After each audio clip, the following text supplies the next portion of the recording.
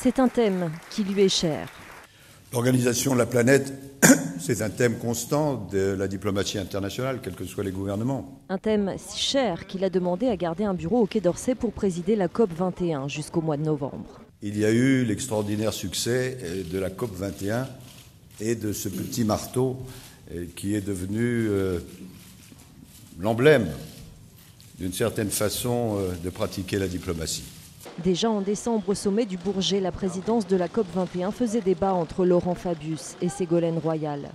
Chargée des relations internationales sur le climat, la ministre de l'Environnement a décidé de se rendre à New York en avril pour la signature concrète de l'accord aux Nations Unies. Bref, elle entend récupérer ce dossier. Ce qu'il faut, je pense, c'est clarifier les règles du jeu, être efficace aussi pour que nos homologues à l'échelle planétaire puissent être au clair sur les procédures qui seront suivies. Bon, maintenant, je crois qu'il y a les commissions des lois de l'Assemblée qui vont être réunies. Il y a le président du Conseil constitutionnel actuel qui peut dire si oui ou non ça peut être cumulé ou pas. Moi, j'attends que les décisions soient prises. Et justement, pour l'actuel président du Conseil constitutionnel, les textes sont clairs, pas de cumul possible.